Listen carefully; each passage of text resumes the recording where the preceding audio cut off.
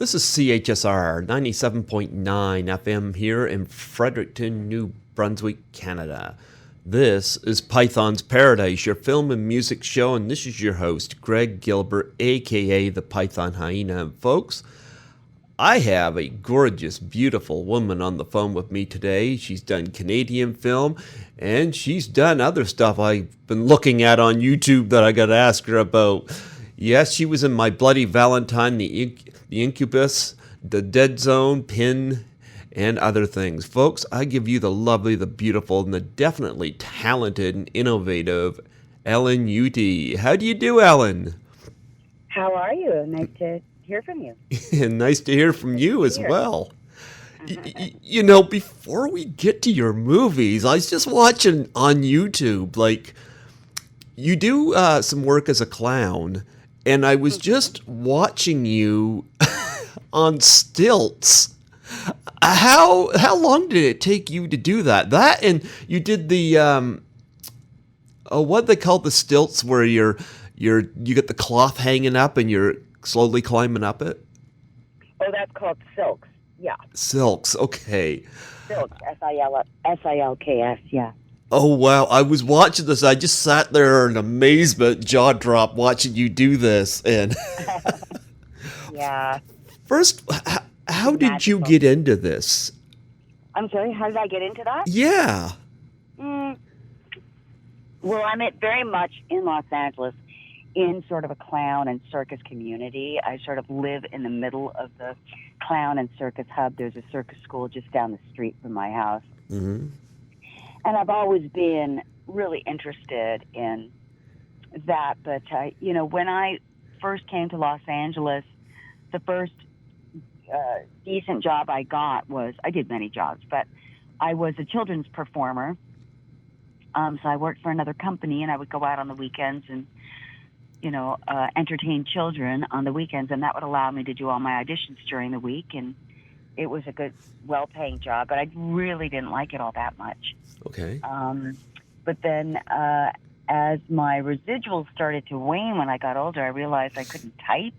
I had no real skills except for that. So I put my own company together and realized, I guess, I had a different sort of view of it, that I really enjoyed it. I really was able to enjoy children and was really able to embrace entertaining them. And I sort of was always interested in acrobatics because I was a gymnast when I was growing up. And so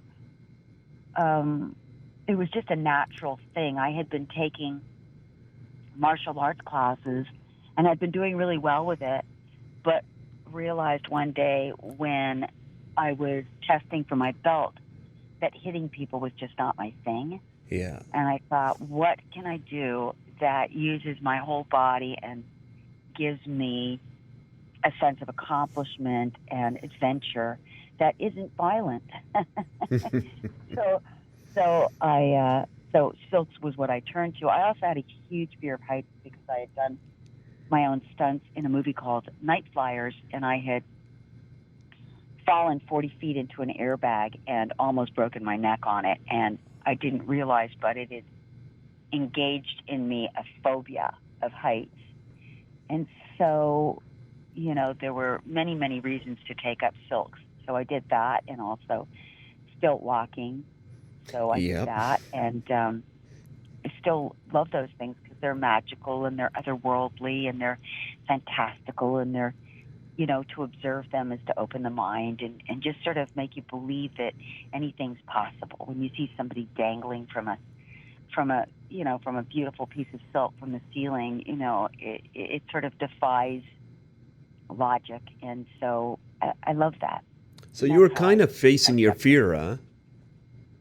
Yeah, I was definitely facing my fear, and I eventually, I have to get back to silks, but I left them because I never quite got to a place where I wasn't terrified of letting go of that piece of fabric.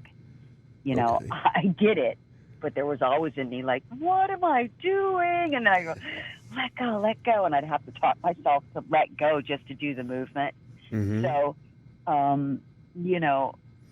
um, I think that over a matter of time, that I would still improve. There's always room for improvement, but yeah. But the beauty of it won out over the fear of doing it, which I always had. I always had a tremulous fear of letting go and doing those movements. But so yeah, it was an accomplishment just because I still have a phobia of heights, and there I am dangling from a thread. Well, I watched you do a performance for kids. You were on stilts, and you were Yeah. doing balloons, like a heart balloon and stuff. And Yeah. I just sat there like, this is the girl from My Bloody Valentine. Oh, that's right. I was making hearts and blowing them up. Yeah. Yeah, I didn't see the parallel there, but yeah, it's stilt walking. I still do a lot of. I do a lot of stilt walking, Hmm. and I enjoy it. And yeah, How long does yeah. it take you to learn to do this, between that and the silks? And because that's something that would be over my head, but this is something that I just discovered in you, because I knew you from the movies, but like this just gave me a whole new appreciation of your talent. Oh, well, they're kind of separate things, but thank you. You're welcome. Um, Stilt walking, actually, there is no school for stilt walking because the truth is that anybody can learn to stilt walk in about an hour, and then they can just improve on their own, and you don't really need to take classes for it. I mean, if there was stilt walking acrobatics, which I think there are, but I've never seen any classes for them, so it's a thing that you teach yourself. But silks is, um, it's a thing that you do progressively and you get better at, much like dance or playing an instrument. It requires technique. It requires knowledge of footholds and things like that. So that is something you would definitely want to take classes for, and just make sure you've got a great teacher and you're doing it right. But it's almost like knitting, but it's knitting with your body. So once you learn the foothold and the combination, then it stays with you. And generally speaking, you do it. I know people have had terrible accidents on stilts, and I'm not really sure, what Yeah. happened in those tragedies. But it can be dangerous if you miss a step. It can be dangerous. Yeah, and you make your own balloon stuff. Do you ever make balloon animals to castmates in your shows and movies? Yeah. No, they're not interested in that. But I do teach people a lot. A lot of my friends are performers, and you know, I always say to them that balloon twisting is the thing that you can go down to the beach and you can make a living at. If you're stuck for funds, you can go down to Venice Beach and just make balloons for the children and get tips. And so it's a really handy craft to know, because Yeah. people are so admiring of it. In fact, at all the open markets here on Sundays, there's always a balloon twister there for the kids. So yeah, it's a good skill, and it's fun. Yes, absolutely. Well, it's interesting, you dress up as a clown, and you put on the makeup and stuff. It's funny, clowns have recently got a bad reputation, with the It movies, and Joker is out this weekend, and Killer Clowns from Outer Space, which I thought was just funny. But Yeah. yeah, and I there's also a fear of clowns out there. How do you combat stuff like that? Well, I mean, at my children's entertainment, Cirque du Soleil has also made the clown beautiful, and Mm-hmm. I think that Cirque du Soleil was my major influence in terms of the kind of clowning that I thought was beautiful. And so, there's something otherworldly and magical and ethereal about about those kinds of clowns. They're more like fairies. They're more like otherworldly creatures. And so, at my children's entertainment company, we're that's what we tend to do. Did you go to Um, clown school? yes, I go to clown school all the time. It's kind of a thing that you want to keep up. There's a wonderful clown school here in Los Angeles called the Clown School, and it's headed up by David Burdell, who is a who is the head of the theater department at UCLA here, the University of California in Los Angeles. And he's fantastic, a fantastic teacher, and Zach Steele and Virginia. Oh my gosh, just forgot Virginia's last name. But yeah, so I'm always studying various aspects of clown, and also I'm in a bouffon troupe that's going to be in New York at the Soho Playhouse from December 11th through December 21st. So if you are a New Yorker or you happen to be in New York, in Manhattan, come see us at the Soho Playhouse. The name of the clown troupe is called Milgrew, and the kind of clowning that we do is based on, this is all very technical, so I'm not going to bore you, but it's based on a kind of clowning developed by a very famous clown teacher named Lecoq, who is from Paris. And the idea behind it is that in the olden days, they used to shove all the lepers and the undesirables outside of the palace gates. They didn't like them living in among the palace walls, but once a year they would invite them in to entertain the troops. You know, Quasimodo would have been kind of a bouffon, if you like. Okay. And so this kind of clowning is based on, we're sort of very distorted looking, odd shaped, sort of ethereal creatures. And we find ways to speak the truth or to point a mirror at the audience in a way that's acceptable and allows the audience to laugh. You know, in the olden days, the jester would say something very pertinent and funny to the king, and the king would laugh and laugh and laugh, and then he would go away, and that night, before he went to bed, he'd go, I wonder if that was about me. You know, it's that kind of thing. So okay. It's kind of like the play in Shakespeare where within the play, there's a play about the king and queen that murdered his father. You know, it's kind of like that. So anyway, so that's very complicated. I'm sorry. I hope it didn't bore you. Oh, no, don't. But there's also another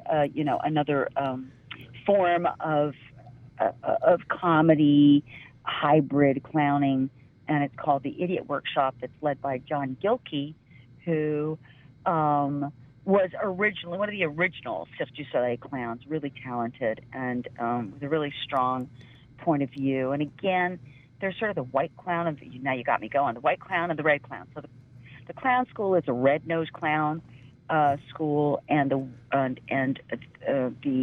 Idiot Workshop is more white clown. So there's a little more subversive kind of, a little more,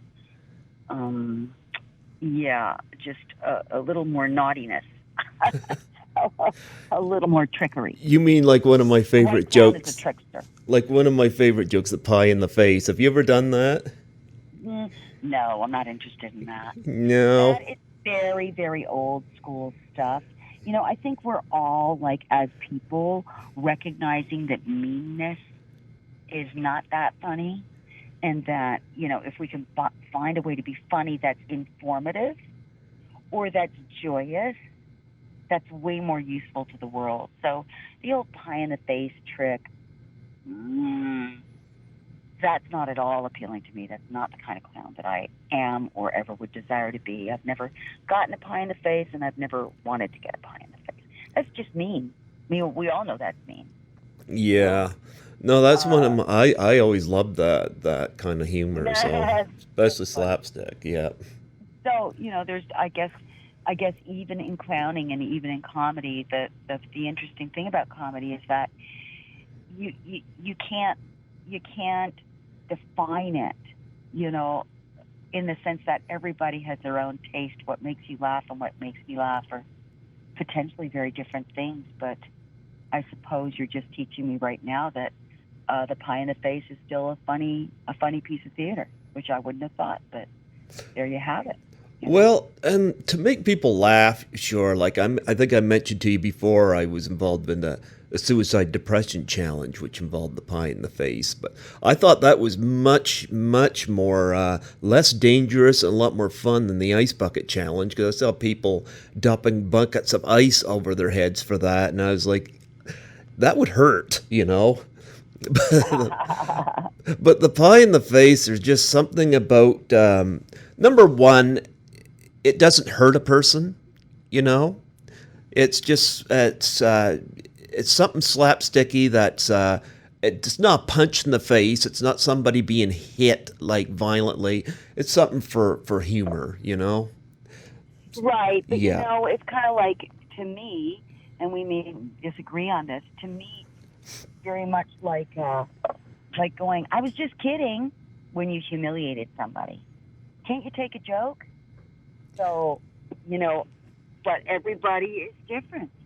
Like if you threw a pie in my face, I wouldn't find it terribly funny. Well, number But one, people I around me wouldn't. would find it funny to see me get a pie in the face. What's that? But maybe the people around me would find it funny to see me get a pie in the face. So, I suppose the kind of humor that I'm interested in is humor that everyone can laugh. Actually, I would never pie you without your permission. That's just that would wreck somebody's clothes. So that would be, I wouldn't do that. Anybody that's done the challenge has done it out of their own free will. So I would never. I know Lisa Langlois did it. And she and I are good close friends, and. She pied you in the face? She pied me, and she took one too. Her son pied her. Oh. Yep. Oh. She did it for suicide and depression. Oh, it's for suicide and depression. There's something going. Well, I would do it for that. That's Yeah. cool. Well, here's something I've always done, and I want you to keep this in mind. I donate to a charity for my guest. In return, that they do a Doubtfire Face challenge, and they nominate 3 people. And I'm trying to get the industry involved. And What's a Doubtfire Face? it's for suicide and depression. Robin Williams unfortunately took his life, and the Doubtfire Face is based on the scene in Mrs. Doubtfire where he's trying to disguise himself, and he sticks his face in the cake, and he comes up and he goes, "Hello." I don't know if you've seen Mrs. Doubtfire, but it's a famous. I have, but it's a long, long time ago. Yeah. So it's not. Nice, all right. Yeah, it's not meant to be mean-spirited, It's I've never pied anybody without their permission, because I wouldn't want somebody to do that to me, because if somebody's dressed up or something, that would be mean, I get your point there. When Lisa did it with her son, this was when she was living in California. She was on my show twice, and I brought it up to her, and she understood this, and she had her son do this to her. Lisa was the first one. Like, I've lived here in New Brunswick my whole life. It wasn't until 2 years ago that I left for the first time New Brunswick, and she invited me to assist her at a horror film convention called Horrorama, which I understand you were at one of those before I ever went. Was it in Toronto? Yeah. I hope you come back. I saw Lisa. She's so lovely. Lisa is a dear friend of mine. She was on my show the second time, and she asked me what's keeping me from traveling. And you hear all this stuff about planes and this and that, but when she invited me to assist her in Toronto, I was like, I could not turn that down. So I went, and I assisted her at her table, and she showed me my Toronto. We went around Toronto and saw the locations for Class of 1984, which is a movie she did there. And she and I still keep in touch regularly. And every time I go to Toronto, we connect and go to dinner and we catch up. And she's been a wonderful friend. Oh, that's lovely. She's such a lovely, lovely person. Yeah. I really like her a lot. Yeah. When I was growing up, Lisa and I were of the same ilk, more or less, but Lisa was, right from the start, way more famous than me. And I remember when Lisa would walk into a room, there would be like, she was the first movie star I ever met. And back in those days, that's what she felt like. And she still has that quality. But, yeah, she was the biggest Canadian star, female star around. Her and oh my gosh, who's the other one? The other girl who doesn't act anymore, but I did a movie with the other girl and I can't remember her name now. But yeah, she was very famous, and she definitely had that star quality, and I was always a little shy around Lisa. Oh, don't be until I met her in shy. California, and Yeah, she's back in Toronto now, and She's lovely.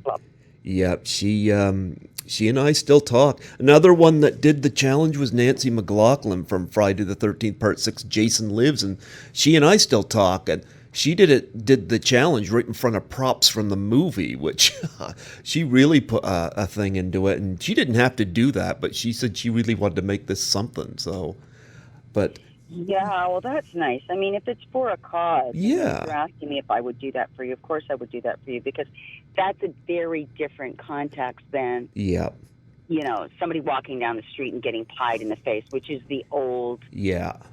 No, I sort of wouldn't. I wouldn't ask idea. that. This is generally what I do to show my thanks. Is I give to one of your charities, and you do the Doubtfire Face challenge, and you could put it up, and I could put it up on my YouTube, and it's like that. That's what it's for. I would never assault somebody.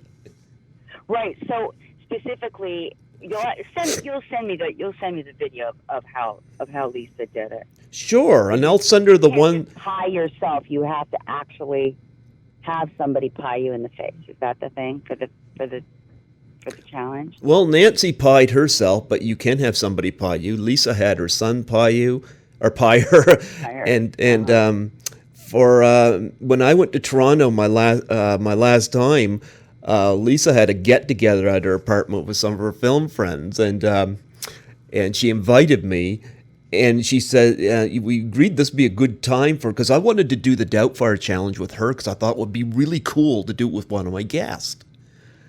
And it was Right. funny. The other friends that were there thought it was hilarious, and so I got Lisa to pie me. So, yeah. Oh, that's wonderful. Okay. Well, good. Well, in that context, I think it's fine. Mm-hmm. But I think it's lovely, because it's got there's good reason behind it. But and so I'm glad that we're clarifying that, it's for a good cause, and that changes the whole tone of it, I think. Yes. Well, you know Because what? in my life, Yeah. I want to be doing comedy that is, and movies that are helpful and useful, and Mm-hmm. you know, um, Yeah. revelatory, or just supporting really, really innovative and interesting filmmakers, which I think I've worked with a few recently that I'm really, grateful Do to. you do you have any causes that you're involved with? Oh my gosh, I'm all about animals. So I donate to all of the, Animal Aid Unlimited India, the Soy Dog Foundation, the New York Bully Crew, all of those. And I think I do one for the children in, oh my gosh, George Clooney. George Clooney. George Clooney, Syria? Okay. Yeah. Because they're suffering terribly right now. So, yeah, so I donate to about 4 different charities. Yeah. Well, I'll I would make you a probably, deal. Yemen. I would probably choose that right now, because that is, I'm donating to the dog foundations, the animal foundations, but truly, honestly, right now, the human race is in a terrible state, and Yep.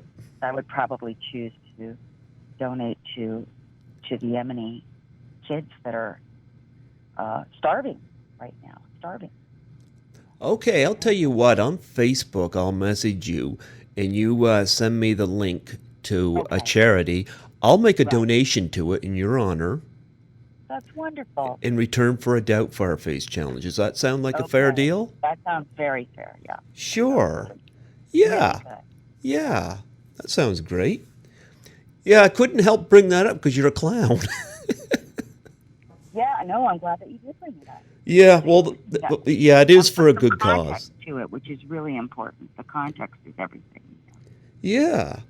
Well, it's funny because I was looking at this stuff, and you and the stilts and stuff, and I was like, I always just knew you as an actress, and I was looking at this like, wow, like you are a multi-talent.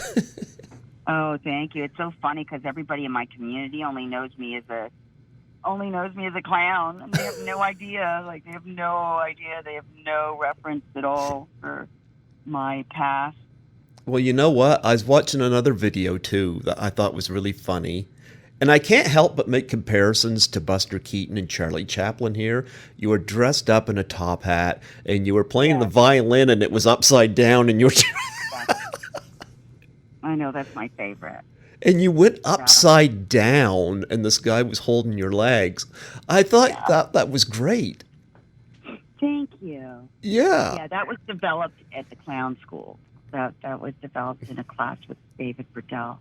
So, yeah, I love that one. That one really requires a lot of practice because it beats and it sings and it's. Thank you for saying that. I really appreciate it. Well, I loved it when you got this guy up on. Talking because we haven't mentioned this, but one of my favorite things in life was being Myra on Dr. Quinn, Medicine Woman. Mm-hmm. And that was really an exceptional experience in my life. So yeah. So you didn't make a balloon animal for Jane Seymour? No. I wasn't clowning that much. Well, I was on Dr. Quinn. I was not clowning. I was very seriously involved in my dramatic work on that show. Yeah. Yeah, but that was a really great show. Yes, absolutely. Well, we need to switch gears a little bit and talk about some of your films. I know it's interesting you've done a lot of horror films, and now you're working to entertain kids with clowning. Talk about the contrast there. Who can explain my career? Who can explain it? I just go where the door opens. Mm-hmm. The truth of the matter. But no, I have, in the past 10 years, one of the people that I've worked the most with is director David Decoteau. Okay. And I've been really, really lucky that he has just dragged me along over the years as he's continued to produce and direct prolifically. Mm-hmm. And I've done, I don't know, about 8 shows for him probably. Okay. The first were the 1313 videos that you can buy online. And they're all, horror movies that are shot over a weekend pretty much. And he's just the master of the fast shoot and sort of this horror formula that's really fun and really entertaining. And I feel, I'm proud to be a part of those. And then he moved on to, what's the television station? What's the channel? Oh, my God. Ion? I think it's Ion. Okay. Ion TV, and he does a lot of thrillers. And those thrillers are, they always start with the best. So it's The Best Friend, the wrong friend, the wrong cruise, the wrong teacher. Mm-hmm. And I've done about 3 or 4 of those. And those are a lot of fun to do. And those are more mysteries. And, but what I'm also really proud of is having worked with a lot of struggling and not so struggling horror directors that are putting their projects together often with their own money and putting some really wonderful material out. I would say Troy Escamilla is an award-winning horror director. It's very prolific, and I've had an opportunity to work with him. Oh my gosh, what was the name of that movie? I can't remember. So crazy. You never know. We might even mention it. One thing. Camilla is the director of, I can't remember what. I have to have IMDb in front of me. I've got it in front of me. I've done recently is hysterical. And then Jake Zelch is an incredibly terrific and innovative and inventive horror director, and I'm working on 2 of his projects. Mia Moss was one of them, and then a Christmas movie. I wish I had IMDb in front of me. But look up the director Jake Zelch, because he is the mastermind behind a number of projects that I'm involved in. And then, oh my gosh, I really need to bring up IMDb because Jeff Schneider, I've done.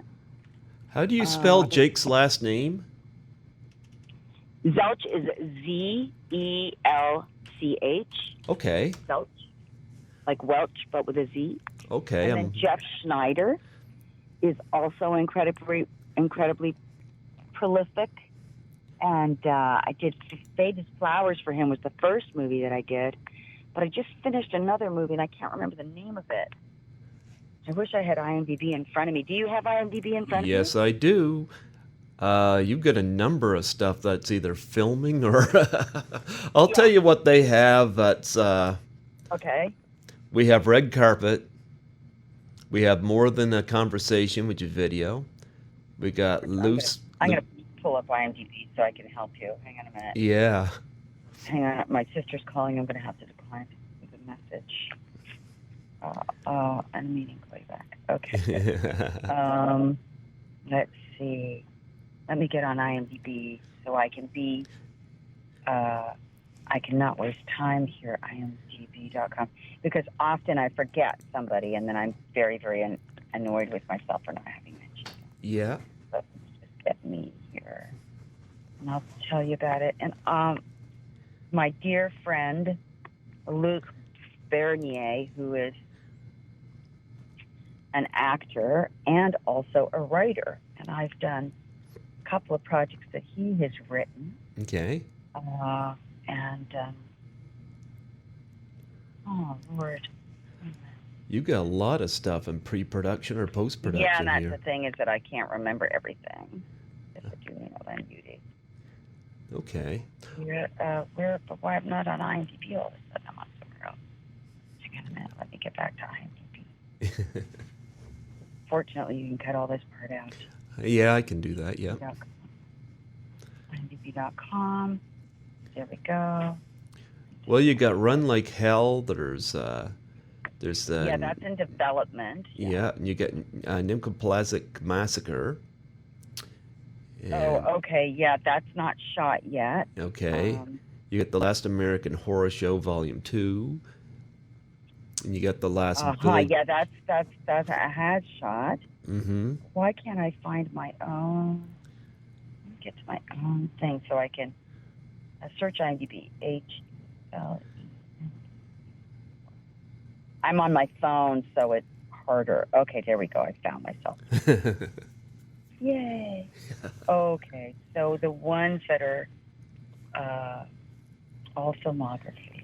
Yeah. Actress. Okay. Yeah. Loose Luck. Okay, Jeff Schneider. Yeah, just finished working with Jeff on Loose Luck, and I also worked with him on Faded Flowers and More Than a Conversation. So he's a very prolific director, and he's very enthusiastic, and he is wonderful, and I'm lucky that he keeps having me back. Okay. Savage Vengeance Mm-hmm. is a Jake Zelch project, and he also did The Possession of Mia Moth. Okay. And he's doing Savage Vengeance right now, which is a remake of the old movie, and he's really doing a great job with it. And it's going to be really fun to watch that. Okay. And then I have a very small part in The Last American Horror Show, Volume 2, but definitely worth checking that out. This is Last Village on the right is a British director named James Crowe, and it's a horror comedy. And it's kind of like if Monty Python was a horror movie. I like that. Yes, it's going to be fantastic. He's so talented. And he's again, he's using independent funding, so these things always take a lot longer, and it's really blood, sweat, and tears on this one. But I've seen the footage of it, and being on set was just fantastic. We shot in France, in a little French village. It was just fantastic. A great experience, and that'll be out probably in 2021. Okay. 2020 at the end of the year. Okay. Run Like Hell is a fantastic movie, but the funding is still waiting on it. But I've read the script and I love it. The Krampus Carol is another Jake Zelch movie. Okay. And that's the thing that I've been lucky. I've been lucky enough to work with these independent filmmakers that are just putting their blood, sweat, and tears into stuff. So Jake Selch, Jeff Schneider, Troy Escamilla, Jackson Ward has done a movie called Vampire, and he's still working on the editing of it, but that is a remake of the original movie, and it's incredibly artistic and beautiful and moody. So I'm proud of these people. Really, really proud of these people. And then there's Dave Decoteau, who is the second coming of Roger Corman, but really doing all this on his own with such flair. And I have to say that, you know, the thing about Dave Decoteau is that he is able to put a slick and sharp and really obviously professional, he's a pro from way, way back, project together in a very short amount of time. What he does is phenomenal. He's just incredibly talented, and it's underestimated because people look at the movies and they don't know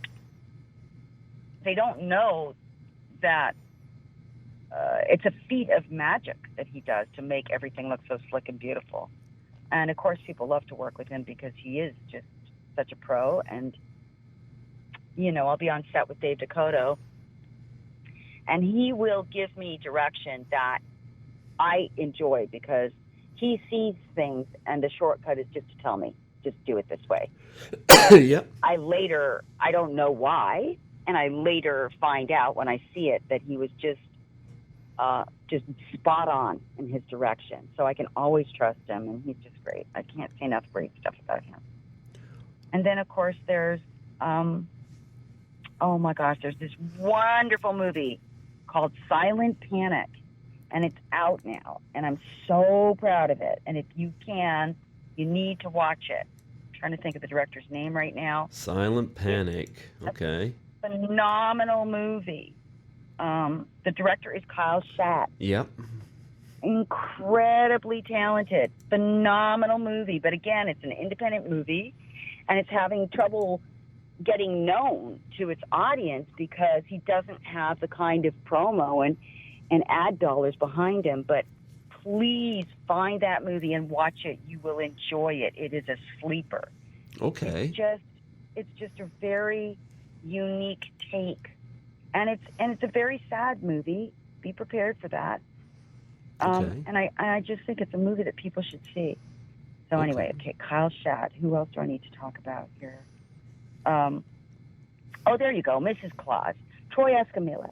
Troy Escamilla, I would very much compare to David Decoteau in the sense that Troy knows how to put a really slick, really good, really entertaining project together in a very short amount of time.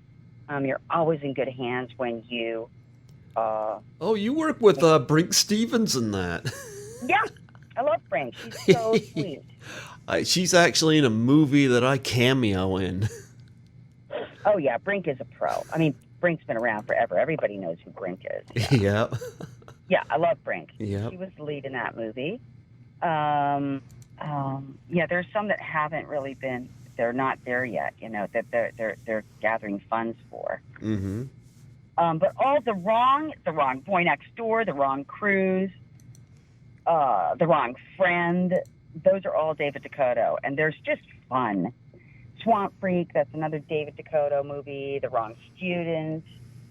And then David Decoteau cast me in A Husband for Christmas, which was a wonderful Christmas family movie. So it just shows how much talent he has. And that is a wonderful family film, and he does do family films as well. And I don't know. I just have such appreciation for all of these wonderful directors that I've worked with that I feel really lucky.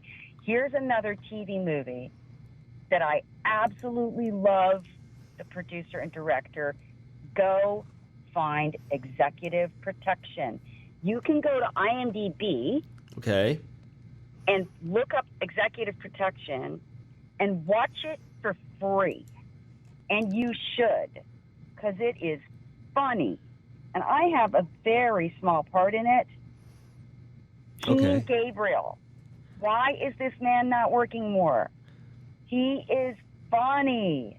Gee, I like the my poster. I love the I have poster. to recommend it. Please, please, please. Go Okay. watch this movie. Executive Protection. Just look me up on IMDb. Mm-hmm. Look up Executive Protection and just click on watch the movie, and please watch it and please review it, because this man deserves to be working more. I sometimes I don't understand. Oh, I hear you why there. that would, you know. Let's see. The Cross was a short that I did, and I knew that the director was talented. And she ended up, Christina Cho, the director, ended up, I think she won an independent film award for a very famous movie. What Christina showed. Christina Cho did, all of these things. Okay. Nancy, and she's just so prolific. She's really talented. Nancy was an independent film that won a great, great deal of awards. The Witches of the Caribbean. I know that's been so long since I've done that movie. But I have to say this. I have to say that it was a really... I'm sorry. Katie Bird, Certifiable Crazy Person. I have to say this. Mm-hmm. That it was one of the most difficult projects I ever worked on. It was a harrowing experience from beginning to end. The director was eccentric and really difficult to work with. For which one? For which one? This one is called Katie Bird, Okay. Certifiable Crazy Person. Okay. And I mean, probably the most harrowing experience of my life. And I really regretted being on this movie.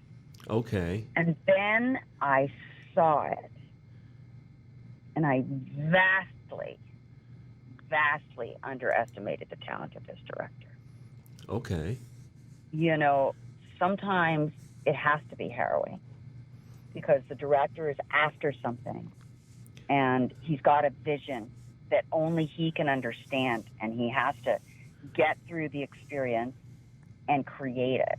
And be prepared. Mm-hmm. This is a harrowing movie. It's a really frightening. It grabs you by the heart and squeezes hard because it's really scary. And it was just about that scary to work on it. I noticed with Witches of Caribbean, you worked with Joanna Cassidy. She's been a guest here on the show. Oh yeah. Yeah. Witches of the Caribbean was where I met David Decoteau. Mm-hmm. I met David Decoteau on Witches of the Caribbean, and thereafter, and I have to say this. I auditioned for Witches of the Caribbean, and it was a video audition. And anybody who got a role on Witches of the Caribbean was going to go to the Caribbean to shoot the movie. And you better know that I really wanted that movie. Okay. I wanted it really badly.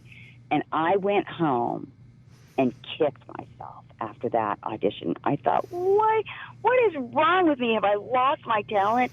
I did the worst audition possible. And I'm pretty sure, though I never asked David about it, that the reason he hired me was because he, and I mean this in the best way about myself, he is a supporter of has-beens. He is a supporter of women that have had careers and suddenly fallen off the face of the earth. And he is a fan of My Bloody Valentine. Okay. And that is the only reason he gave me that movie. And I was so lucky. It was definitely not based on my audition. And he has been a supporter of mine ever since. I mean, he's given me so many opportunities ever since. And I am so grateful to him. It brings tears to my eyes just thinking about it. Well, that's fantastic. Yes, because, careers are very difficult to maintain, and arguably careers of middle-aged women are especially difficult to maintain. And there's only a few that have done it successfully, like Meryl Streep and, a few others. And if you're not those people, it's harder. It and is. It's great to have champions like that, making women, middle-aged women, beautiful and interesting and prophetic and capable and upholding them. And that is what David Decoteau does. And I'm just grateful to him. Yes. So I have to say that. I'm glad that we're looking through it. It's really great, the great way to do it. And then, of course, I do want to say a little bit about If Tomorrow Comes, because I know that James Franco is in trouble right now. I was so upset that he did not get the Oscar nomination for The Disaster Artist, where he played Tommy Wiseau. Tommy Wiseau is my first guest on here, by the way. Wow. Yeah. And, Franco won the Golden Globe, and then he doesn't get the Oscar nomination, which I thought was just pathetic that he didn't get. Why, right? Because of the controversy. Yeah, I know why, but Alison Brie, who I think is married to his brother, said that a lot of this, she said something along the lines of a lot of this is not true or speculation or whatnot. I don't know. I don't know enough about it because I kind of stay out of that. But yeah. Well, I can tell you this, and this is what I wanted to mention, is that he was a young actor. This was 2000, so this was, 19 years ago, and he was barely 20, I think, at the time. A really young guy. Mm-hmm. And I have never met just, like stardom incarnate. He just possessed a quality. And he was such a dedicated actor and professional. And there's a schism for me. Having worked with him and witnessed him, his presence as a person, he's a gorgeous, gorgeous, gorgeous guy. Yeah. And he has star quality. Now, why he would have to set anything up to entrap women is beyond me. True. Beyond me. He's drop dead gorgeous in every sense of the word. He's incredibly talented. He's just got everything. He's incredibly smart. He's diversified. He's defied the logic of Hollywood stardom and made himself what he is. Why he would have to entrap women, it just doesn't work for me. Now, it's not to say that these women are lying. It's just to say that my experience of the man was completely different. And so I think it's a tragedy what's going on right now. Yeah. I just have to defend the side of him that I know. And so I've done that. That's all that I can say. Incredibly, one of the most talented people I've ever had was the honor of meeting, and too bad. Yeah. And then there's Dr. Quinn, Medicine Woman. Yeah. Which I just want to say this about Dr. Quinn, Medicine Woman. Okay. When I got the television series, my mother was reading tarot cards on the beach. That's how she made her living. She was a psychic. Mm-hmm. And the psychic next door just came up to me and read my hand, and he said to me, "Oh, you haven't reached your potential yet. You're not going to reach your potential till you're in your 40s." And I had just gotten hard on Dr. Quinn, Medicine Woman. I was so offended because I was so aware that I had just been given the gift of my life. Mm-hmm. And I have to reiterate that Dr. Quinn, Medicine Woman, I know we're talking horror right now, but yeah, that's okay. Go ahead. Please watch that series. I don't have I had the part that I had in it. It was a gift to me. It was the most important venture of my life. The character that I played, I was so fully invested in. I learned so much from this character. And I would want my career to be about making a difference. Really, that's why you act. You act to be in communication with people and to make people feel less alone and to give people courage and to, hold out your hand and say we're in this together. And that's really, acting is the most primitive form of communication. It's been, plays have been going on since the dawn of time. Art is the thing we need to remind us that we're human and that we are not alone, that we are together. And Dr. Quinn gave me an opportunity to reach a hand out to people and to reach my hand out to myself and to educate myself on what it is to be brave and courageous and whatever, all of that stuff. So I just want to say, wow, lucky me. I got to do this amazing television show. And if you ever get an opportunity, if you're ever feeling down about life, go find an episode of Dr. Quinn, Medicine Woman, and you will feel so much better. That's what I have to say about that. Okay. Yeah. So in retrospect, I've been really lucky. Well, what do you think about the popularity all these years later of My Bloody Valentine? Like, I can't believe that was shot so close to me here in New Brunswick, Yeah. Well, again, my life has been a miracle. I met George Mahalka, the director, while I was a PA on a movie called He Shoots, He Scores with Vince Van Patten. Okay. George Mahalka was the locations manager on that movie. And I had wiggled my way into that movie as a unpaid production assistant, and I was just in my glory being on a set. And lucky me, George Mahalka remembered me and asked me to audition for Pinball Summer, which was his first movie. And all that I can say about George Mahalka, again, it sounds so repetitive, but I'm madly in love with the directors that have given me an opportunity. I've been lucky to be directed by the least well-known or the most well-known geniuses, I think. And My Bloody Valentine has lasted. This is a roundabout way of saying, in my opinion, My Bloody Valentine has lasted because the director had this genius vision. If you watch the movie, as I have done, every 10 years I watch the movie, you're just sort of enveloped in this world, in this magical world that's so captivating. And that is by design. Pinball Summer was also by design. And I don't know. Is it wrong to say I just think he's a genius? And that's why.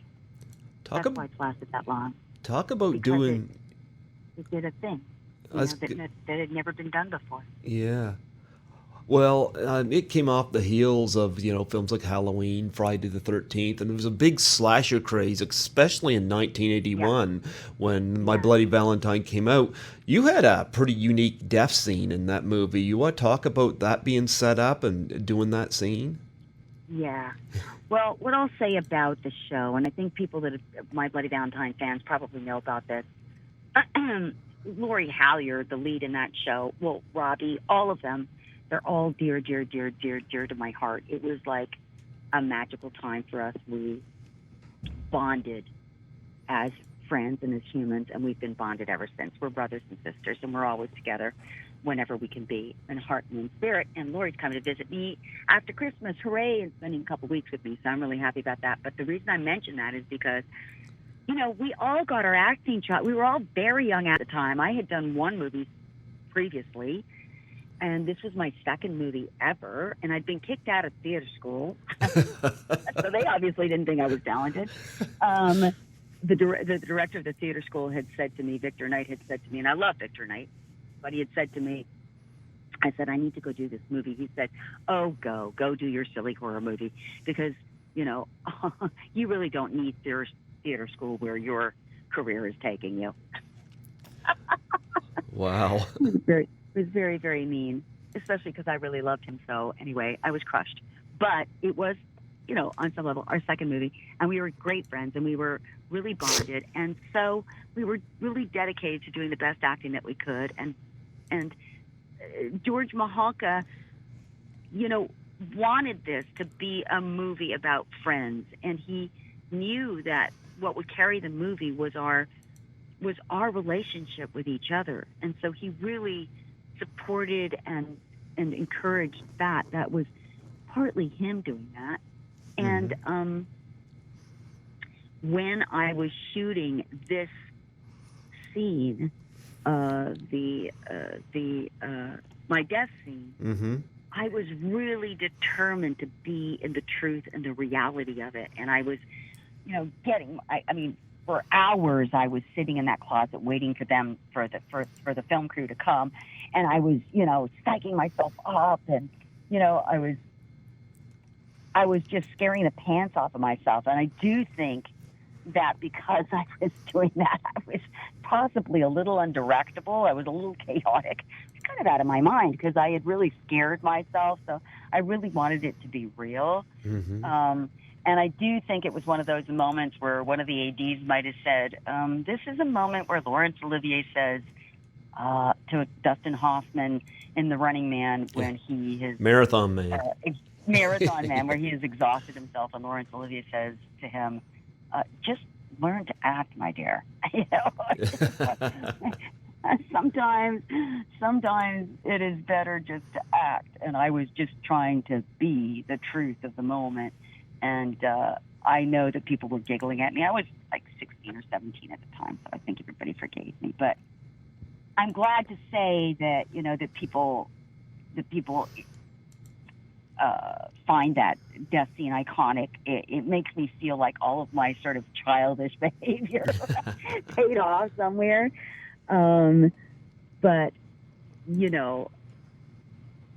all of the actors on that show, we were really trying to be real and really trying to be honest. And it's just nice that people years later enjoy that. And I think that is some of the stuff that shows up on the screen. It's and in that death scene as well. It was just me really scared. Yeah, I love the shot on IMDb where it shows the water coming out of your mouth. Yeah. Oh, that was so fun. That was just so fun. Obviously, that's not me. That's a prosthetic of me. And for that, and I'm sure everybody's heard this story before, but for that, I was flown to Los Angeles for the first time in my life. And the people that did that had just done David Bowie for The Man Who Fell to Earth. They had just made his prosthetic. Okay. Oh, gosh, these are very famous people. And so the whole time, just to entertain me, because I was slightly claustrophobic, they were telling me stories about David Bowie, and I was just in heaven. I thought that I had, just come to Hollywood and been regaled with stories about my old pal David Bowie, who had lain on the same slab as me. Oh, wow. It was a really amazing time of my life, for sure. It was just really magical. Well, we had talked earlier about Lisa Langwan, of course. She did a movie called Class of 1984, which featured, of course, Keith Knight as one of the gang members with her. And right. Keith was also in My Bloody Valentine in a very, very different role, an underrated performer. He's unfortunately no longer with us. I was wondering what your memories are of him. Keith was just a big teddy bear. That's what I hear. Yeah, just a big teddy bear and just a lovely human being, and just, all of that shines out about him is all true. When I wasn't acting, he was just a joy to be around, a kind person, a fatherly figure in a way. And,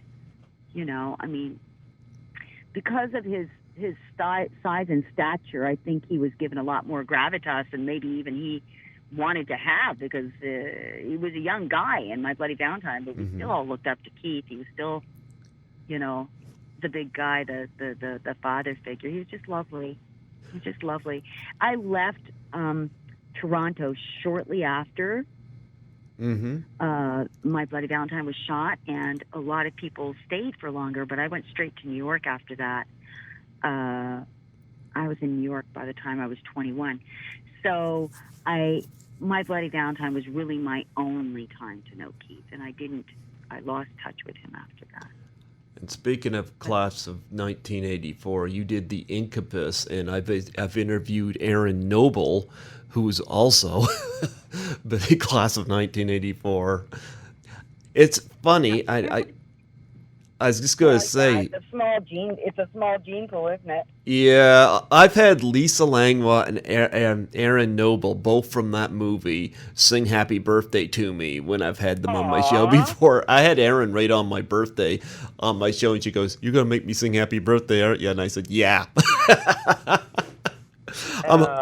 Well, when I see, like, I'm going to Toronto this fall, and I'm going to see Lisa, and I'm going to see if Erin's open to hooking up, because Erin said she'd like to meet me, and I'm going to see if I can get all three of us together, and because she said she'd love to see Lisa again as well. But I have the Incubus home, and interesting movie. I especially love that concert scene before the washroom murder. I thought that was a brilliant scene. But talk about your work in this movie. Oh. Well, I had a very small role in the movie, but I do have an iconic memory, and that is that I am a nurse in the scene. I actually think I only have one line or two lines in the movie, but in the scene in the movie that I'm in, John Cassavetes has to walk down the hall gathering the parents of the child. Okay. Or rather, the parents of the wife is pregnant, and they feel there's something wrong with the pregnancy, and they go to see John Cassavetes, the doctor, and he has to tell them in this scene that he has observed, his observation. He has to tell them that it's a two-spronged sperm. Okay. That has attracted his attention, and obviously there's something terribly wrong with it. And I can't remember the exact sentence, but I know it involved two-spronged sperm. And why do I know that? Because we had to do the scene about 30 times. Because every time he got into a laughing jack, and so it started, and, Mr. and Mrs., whatever their names are, I need to tell you that what I have observed is that there is an anomaly of a two-spronged sperm. And he would just get the words out of his mouth and then bust up into gales of laughter, like he could not contain himself. And by the 15th take, his stomach, and the thing is, when he started laughing, his laughter was so engaging that the rest of us couldn't hold it in. So by the end of that scene that I was in, he would just start with ladies and gentlemen, and then you'd hear a little titter, and then a little laughter, and then everybody, the whole room. I think they had to actually cut that scene because we were never able to shoot it, because John Cassavetes could not get through the line, and he infected everybody with his laughter. And so that was, it was a really fun day, but it was also a really painful day because he was trying desperately to get through the lines that he just couldn't get through. So that was also an interesting movie. I mean, I was a deep admirer of John Cassavetes. Oh, Rosemary's Baby, yeah. Rosemary's Baby, but so many other things after that, yeah. Yeah. He was just a really innovative mind. Yes, he was, yeah. So, yeah. Yeah, I've had Aaron Noble on here, and she talked about the film, and she said it too wasn't the most comfortable set that she's been on, but she was wonderful to talk to. I hope Aaron agrees with me. I think that John Cassavetes, I think that he was he took the movie because he needed work. And I think that we all observed that there was a part of him that was suffering from from it. And so that did make the set a little uncomfortable. But that's guesswork. Yeah, she didn't have anything negative to say about John. No, John was amazing. Yeah, John, yeah. It was just an honor to be around him, you know? Yeah, like he's directed so and many his wife things. was there too, Gina. Yeah, Gina Rowlands, yeah. Yeah, she accompanied him, so I did get to meet her. And again, you know, I have to say, you know, there was no difference for me if I was in a room with Lisa Langlois at that age, or if I was in a room with John Cassavetes. It seemed like the same thing to me. They were both stars, but he was they were major stars. Yeah, they were major stars. What about The Dead Zone? You get to work with Cronenberg. I did. Yeah. I did get to work with David Cronenberg. But again, that was a very small part. But what I remember about it, I didn't have to audition for it. I was given it. And I was working on a soap in New York at the time. And I was flown back for this little scene. And I'm so grateful that they did that, because I got to experience Poland in World War II. And I can only say that once I got out of the makeup trailer, I walked right into the streets of Poland, and it was a really easy acting job because it was so real. They'd call action, and suddenly there was this chaos and people screaming and running, and the extras were amazing. You know, everybody was dedicated to creating this incredible world, and really my only line is "Dashu! Dashu!" That's all I say as my son is carried off on a wagon out of danger. Yeah. But it was like, it's so funny. Oh, you had some great people in this. Christopher Walken, Brooke Adams. Christopher Walken. I shared a makeup trailer with Christopher Walken. Yeah. And I met a dear friend of mine, Michelle Little, who's actually an actress, married to Brett. What's Brett's last name? I can't remember right now. But I met her. She was a makeup artist there. Was she working costumes there? Anyway, it was fun to be in the makeup trailer with Christopher Walken, because it was just very Christopher Walken. And I was way too small fry to even have a conversation with him. But, you know, again, I was mesmerized. It was like a fan being handed a free ticket to observe these people up close, and I was just grateful. Yeah, those were the days. I hadn't seen either of these two films, but they're on your IMDb. I just wanted to ask about them. Was Hog Wild and Pickup Summer? Well, Pickup Summer was Pinball Summer. Oh. Pinball Summer was the first movie of my life. Oh, okay. And George Mahalka was the locations manager, who then hired me as a lead actress in Pinball Summer, and that was a magical summer. Okay. You know, I remember sitting in the trailer of Pinball Summer and thinking to myself, I have gone to heaven. Anything else I do in my life after this is going to be cherry on top, because this is the pinnacle of having made it. It was the most fun movie a 16-year-old could ever have done. It was, you know, that long, hot summer. That's what it was. It was just magical. So that's Pickup Summer. That's George Mahalka's first movie, first full-length feature film. Go see it. Okay. It's worth it. It is really skillful. It is a really fun, colorful world. Go see it. It's just find a way to see it. It's really worth it. Okay. And then the other one is what? Hog Wild. Hog Wild. Again, just, oh my gosh, you're bringing me back to like moments in my life where I just felt so lucky to be. I had a really small part in Hog Wild, but it was so fun. I am, oh my gosh, what's the name of the actor that I was caught in bed with? I'm just a teenager in Hog Wild who is, you know, in the male dorm room, and Michael Biehn walks in and interrupts myself with this other character in the movie, and I have to climb out the window on a sheet. I have to climb out the window on a sheet, and it was just really fun to. It's just a really fun day, really fun to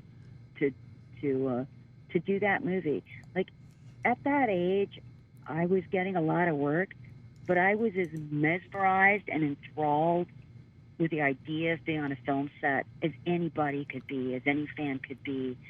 So I was taking in the magic of movie making as I was acting in these movies, you know.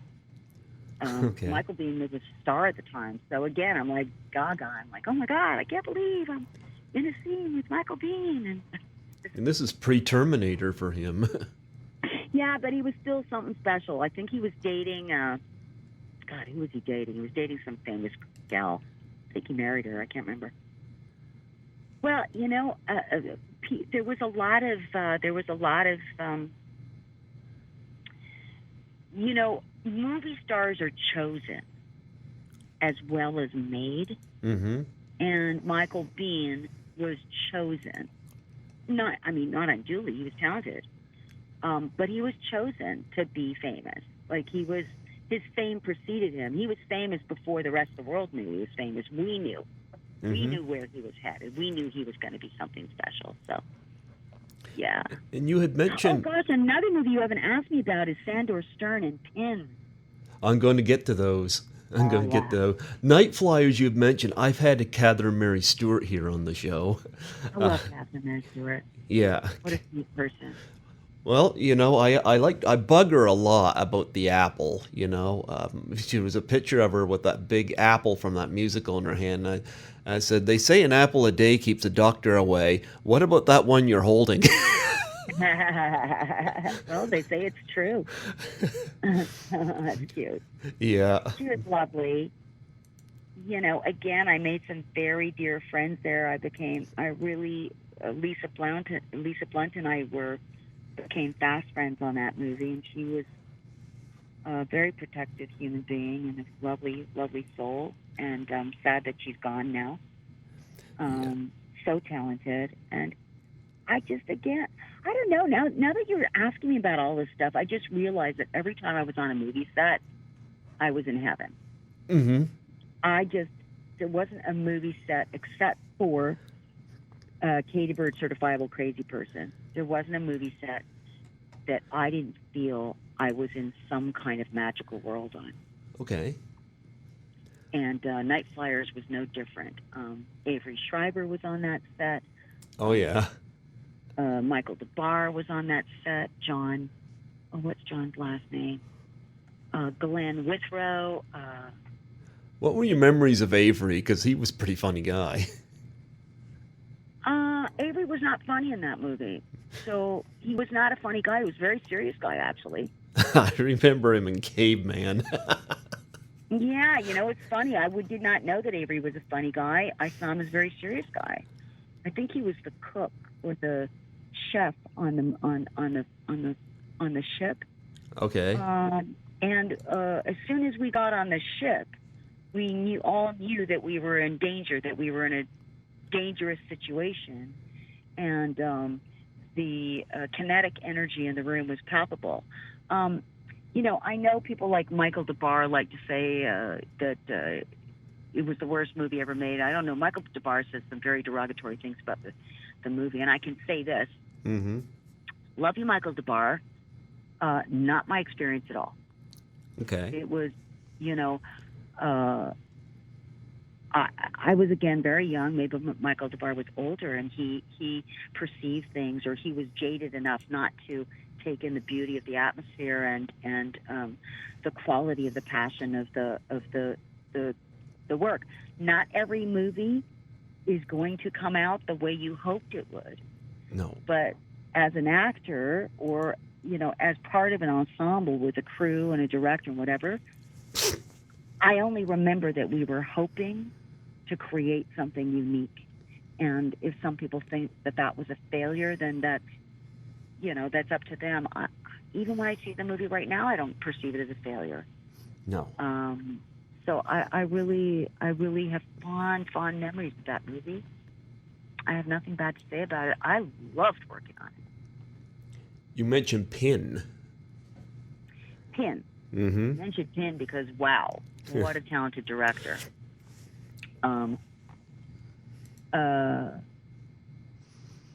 I just think that that's a really scary movie. I think it's a really scary movie. I think David Hewlett, the lead in it, really was really spectacular, and you know, I can really.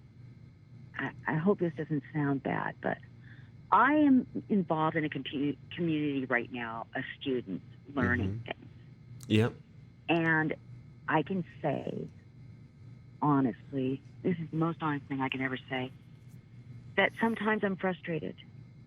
Okay. Because I'm working with people that are learning things, and that the learning is imperfect, and that it requires patience, and that it involves tremendous disappointment, and that it is a real.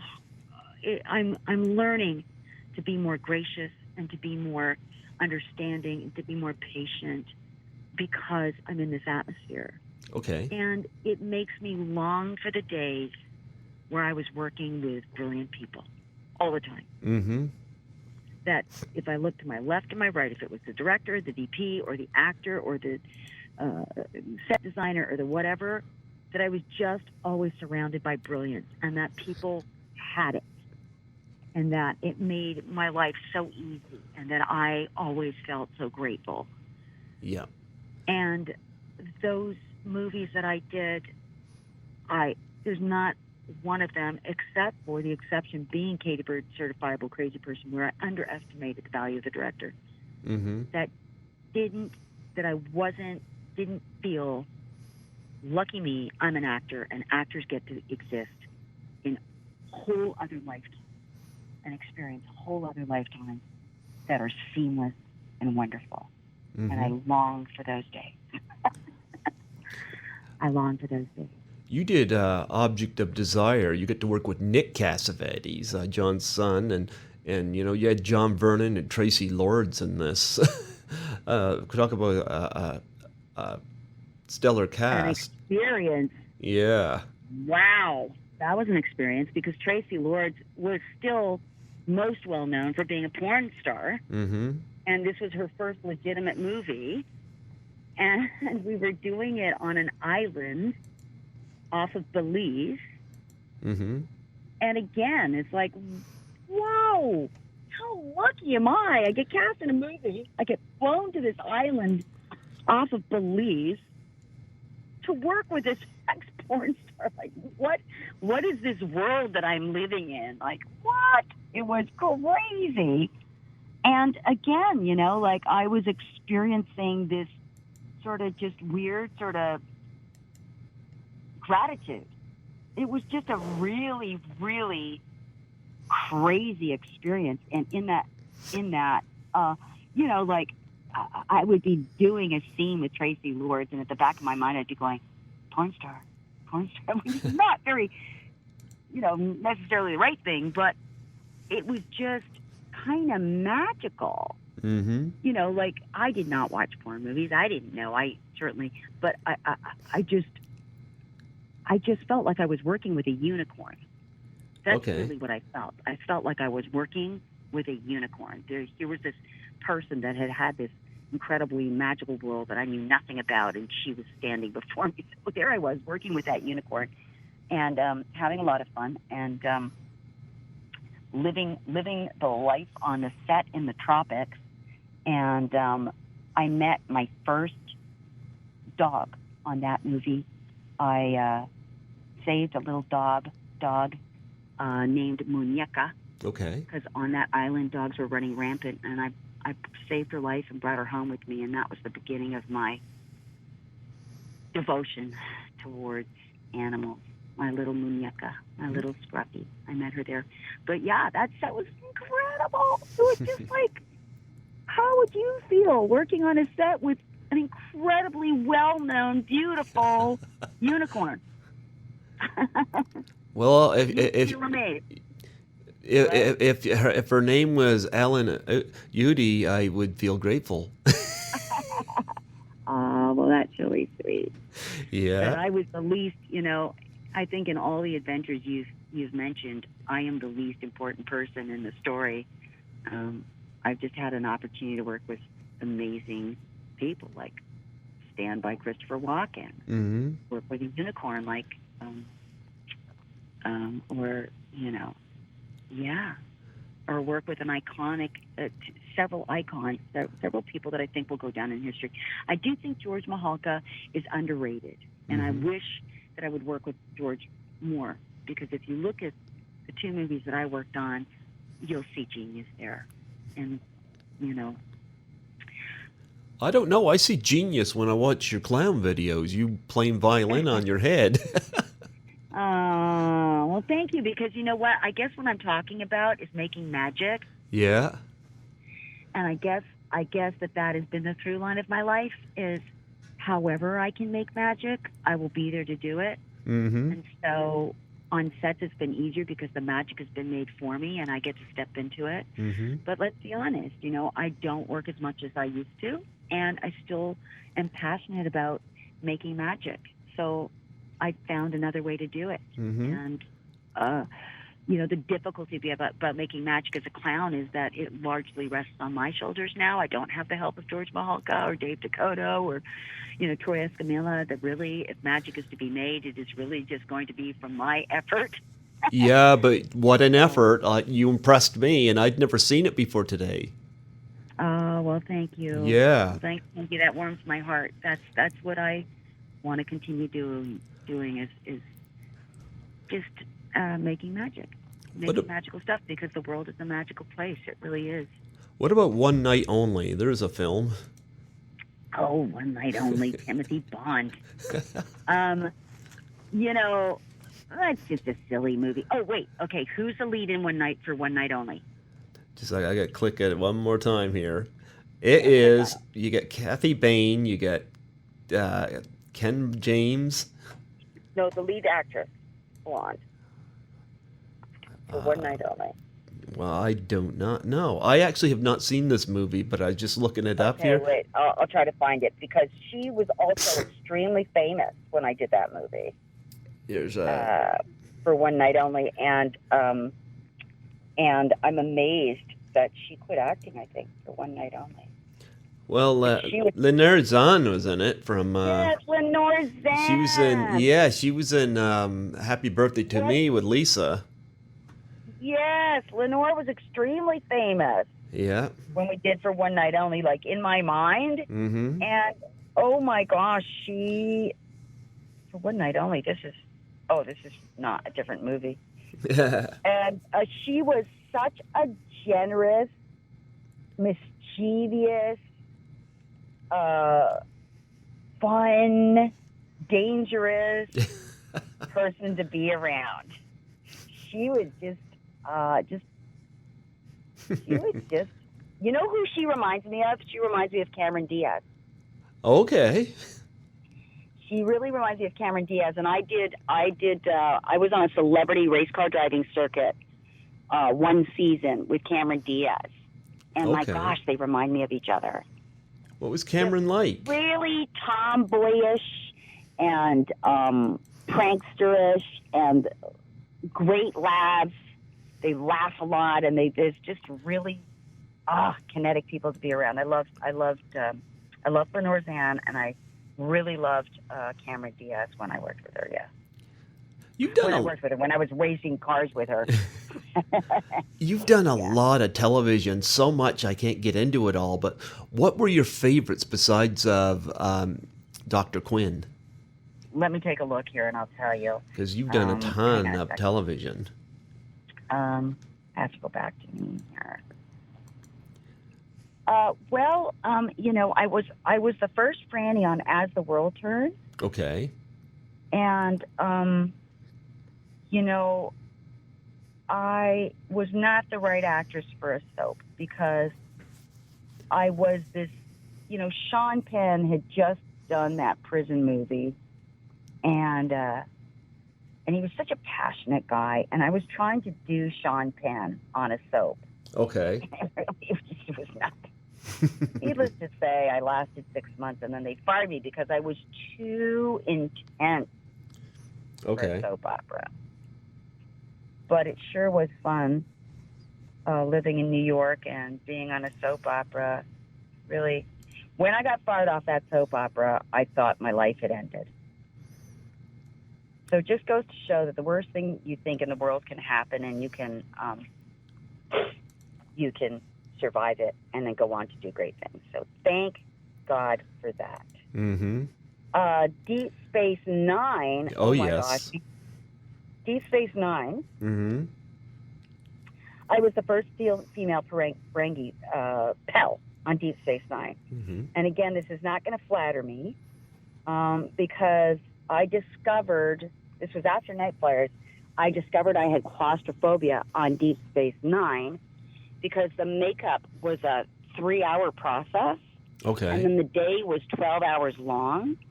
And I literally lost my mind on that show. And they recognized it. The character of Pell on Deep Space Nine was supposed to be a recurring character.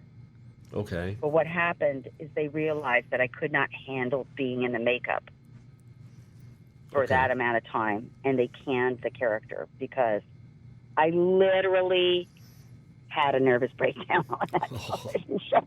They had to call my boyfriend in, and he basically had to hold my hand between takes because I was literally ready to claw the makeup off my face. I was so crazy. But that was an amazing show to be on. I mean, that, people think a lot of Deep Space Nine, and I was lucky I got an episode of it. Too bad. Had I been better behaved, I would have been on it for longer, but I was poorly behaved. Sometimes you are. Let's see. The Hollywood Detective with Kelly Savalas. Okay. Again, there I was, acting with an icon. I think when I look at these things, I think I was always just a little mesmerized. Like, I was always very aware of these people that I was working with, Mm-hmm. Kelly Savalas at the time he was an aging actor, but, I mean, he'd had a successful television show. Yep. The guy with the lollipop, I mean, who didn't know him? Talk about Cagney and Lacey. Cagney and Lacey. I was with, my scene was with both Cagney and Lacey. Mm-hmm. And again, I was really, I didn't know that I was nervous until I got on set. And then I had one line. No, I had two lines. Mm-hmm. I can't remember what the first line was, but the second line was, "It was not memorized, madame." I was saying about, I can't even remember what it was about, but I can tell you that I looked those two ladies in the eye, and I flubbed that line so badly.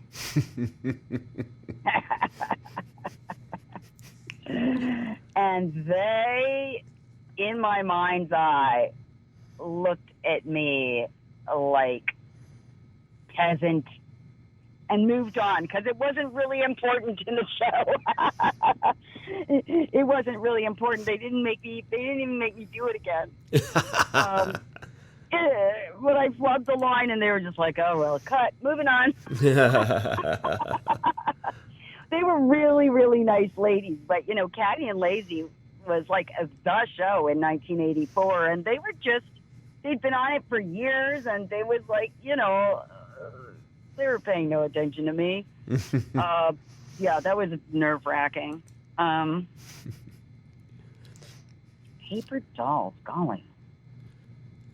Yeah, you was been. Justine Bateman. Whatever happened to Justine Bateman? I don't know. I used to watch her on Family Ties. I know her brother's really busy. Yeah, her brother's really busy, and she just disappeared. Yeah. But anyway, I was her sidekick in that after-school special, and that was totally fun. Yeah. Tough Love was with Jason Patrick and Dee Dee Pfeiffer. Okay. And who else? Sean. What's Sean's last name? I love Sean. Sean Fry. And for a short period of time, Sean Fry and myself, Dee Dee Pfeiffer, who was Michelle Pfeiffer's sister. Yep. We're really, really good friends. Dee Dee was another. Dee Dee also reminds me of Cameron Diaz. Okay. And Lenore Zan. You can see they even all look alike with those beautiful, wide, beautiful faces. She was so sweet. Gosh, I don't know what I can tell you about that. This was my hookers and delinquents period. I went through a period in my career where I was just playing every hooker and delinquent that was available. Tough Love, Children of the Night, The Insiders. Those were all me playing little tough chicks. I had the market cornered on tough chicks. Now you're clowns. Huh? Now you're clowns. Now I'm clowns, yeah. And then Tonight's the Night was a movie, Downtown and Tonight's the Night. Mm-hmm. I met the director, Bobby Roth. Okay. Bobby Roth, you just have to look him up. He's just, I got really lucky. I would end up working with people several times over, but I really think Bobby is a talented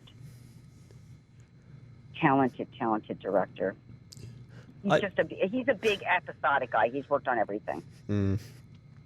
I have nothing to say about that, nothing interesting, except to say that Bobby Roth is pretty special. I brought up Silver Spoons. Silver Spoons. I had a lot of fun on Silver Spoons. Okay. Ricky Schroeder was adorable. So nice. Aaron Gray. Alfonso Ribeiro. Yeah. Fantastic fella. I ended up doing a lot of, we were on a celebrity race car driving team together. I only have fond things to say about Alfonso Ribeiro, who is one of the nicest people I've ever met. Really nice guy. A little crush on Alfonso Ribeiro, let's be honest. He's really cool. But I had one line on this, even though I was really in the show, and it was a three-camera show. It's so fun. And the line was, I was under the bleachers once. And that was my line. Mm-hmm. I was obviously playing a dumb blonde. And it was in reference to the fact that this little girl had been under the bleachers once with a good many fellas. Oh. But it was very, very funny. It was a really funny show. I don't know what to tell you about these things. I don't think I can tell you anything interesting except that Ricky Schroeder was lovely, and I had a crush on Alfonso Ribeiro. And those are my secret stories. We had talked earlier about Horrorama and that you were there. I hope they get you back there. I'd love to meet you.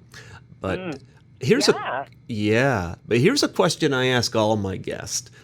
When you do these conventions, what's the most unique, interesting thing you've ever been asked to sign?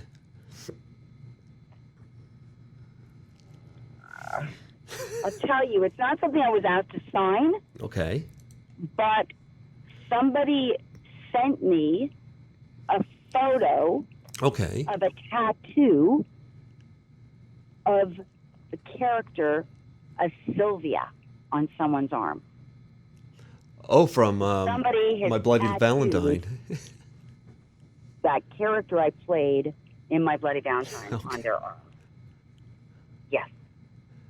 That was pretty shocking. I've never gotten a tattoo. I don't think I know. I was like, whoa, that is permanent. My likeness is on someone's arm for the rest of their life, unless, of course, they have some whatever buyer's remorse. I don't know. That could happen. But that was the most incredible thing I've ever witnessed. Somebody did send me a request for a photo of my feet. Which, of course, I did not honor. You didn't give no profile pictures of your feet? Yeah, could I could I take a photo of my feet and then sign it? I'm like, I think I'm going to pass on that one, but thanks for asking. So those two things. But no, it's really fun to go to the conventions with everybody. It's not as fun to go to conventions by yourself. No. Because for us on My Bloody Valentine, it's Old Home Week, and we just spend the day laughing and enjoying the people that come, and people come in full minor garb. Yep. They really put it together, and it's it's just, and I find that horror movie fans are the sweetest people in the world. You wouldn't think it. Yeah. But I'm starting to identify it because I, in life we all experience trauma, Mm-hmm. but my trauma came later on. The loss of my father, the loss of some very important people in my life and important animals in my life, and so that trauma sort of crystallizes and forms a stone in your being, and you can't extricate it. Okay. The trauma, but you can work around it. And I did, I had never, even though I had been in horror movies, I'd never been a horror movie fan. I would do the movies but not watch the movies because I didn't want that kind of stuff in my head. Okay. But after, a series of traumas crystallized, if you will, Mm-hmm. And I couldn't get rid of them, but I could work around them, I found horror movies cathartic. Okay. I found it cathartic to live in somebody else's terror as opposed to my own for a moment. It took me outside of myself. It made me forget about my circumstance. And so I do now like spooky and scary things because it is that opportunity for me to live outside of myself for a moment. And I find that maybe horror movie fans are people that have experienced that choose to deal with the tragedy, the crystals that have formed in their beings, Okay. the same way that I deal with mine. And they're often really, really, really lovely people. Mm-hmm. And they have a lot of fun embodying characters and living the experience of characters. And so, whereas previously I might have thought only crazy people watch crazy movies, I now realize that no, it's not true. It's a form of therapy, and Yeah. I totally embrace it. Yeah. Well, you know what, Ellen? I had so much fun having you on here today, and Yeah. wow, what an honor to talk to you. And I loved watching your clown videos and your violin playing on your head, and I think I'm glad I watched those because it's like I have a whole new appreciation of your talent. You're not just somebody from horror films I grew up with now. It's like, wow. Yeah. It's nice. It's nice when there's a bridge formed between all of the various isolated, like in the clown world they only know me as a clown, and in the horror world they only know me as a horror person, and in the Dr. Quinn world they only know me as Myra. And it's really fun when there's a bridge that gets formed. Like, oh, yay! Two worlds have collided. That's great. Well, you let me know of a charity that I can donate in your honor in exchange for a Doubtfire Face challenge, and we can talk. Yeah, we could. We'll be in touch over that this week. Yeah. But I'm pretty sure I just have to find the one that I trust. But I think it's probably going to be an overseas. That's fine. Person. Yeah. Okay. Yeah, I'm fine with that. Thank you so much for giving me an opportunity to chat about all this stuff. It's such a pleasure and such a gift, and I'm grateful. Yes, absolutely, absolutely. Now, before I let you go, actually, you want to plug your webpage before I let you go? Oh, well, I have several. Well, the cabaret that I do every month, that's my current passion, is called Was ist das, and it's WASISTDAS ?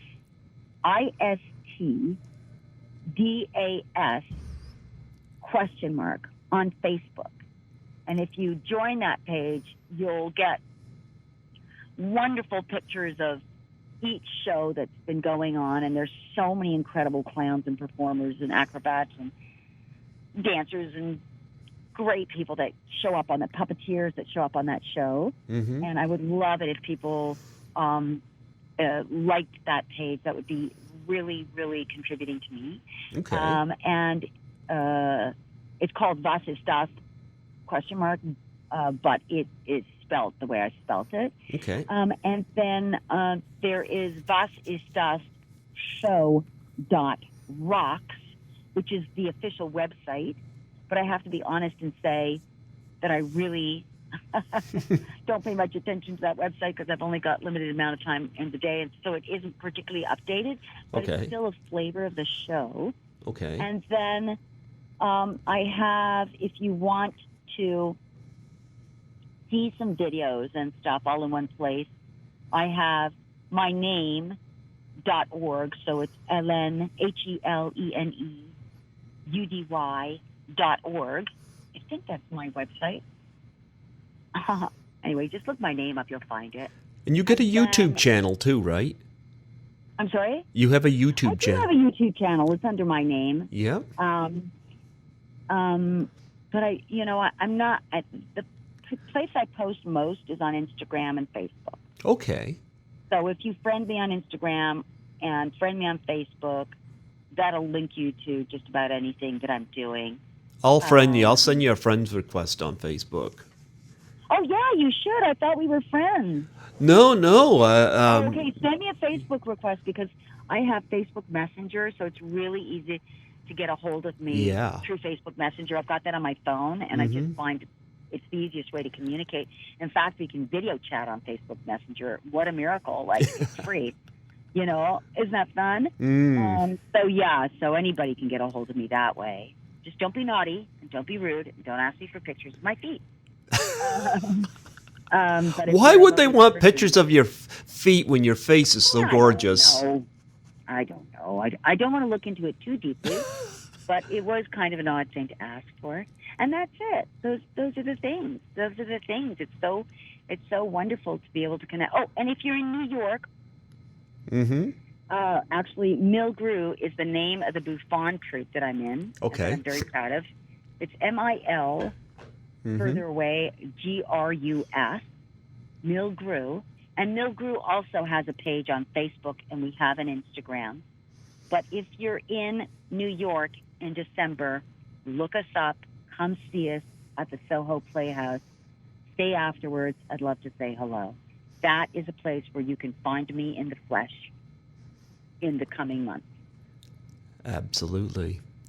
Yeah. Well, I'll be in touch with you about a charity to donate and in exchange for a Doubt for Our Face challenge. And yeah, that's all for a cause. Great. Okay, good. Well, I'll do it then. All right. I will do it for you. Absolutely.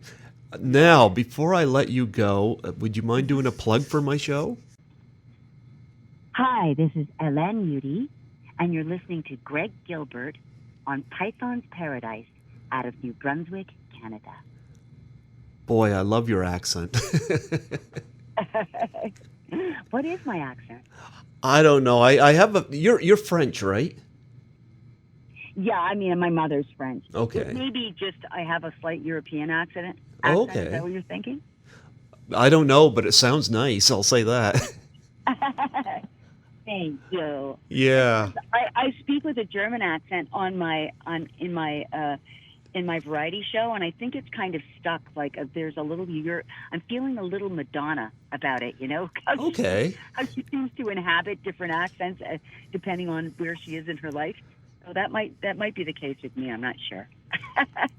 Well, I'll tell you what. Next year, maybe see how your project's going, the ones that are in pre-production and whatever you have done, any other projects, feel free to come back on. I'd love to have you back. You're a delight. Absolutely. Well, now that we're Facebook friends, we can keep in touch, Yep, I've got everybody on Facebook. You never know Yep. when I might end up in New Brunswick. You never know when you'll be in Montreal or Toronto or Los Angeles at the same time. So let's just keep in touch. That would be great. I'll send you a friend's request. I look forward to that. And God bless you. I'm so honored to have chatted with you today. Oh, ditto, Greg. Thank you so much for spending the time. Absolutely. You keep up the great work. All right, Greg. You too. Yep, Okay, talk to you soon. Okay, absolutely. Bye-bye. bye. Bye.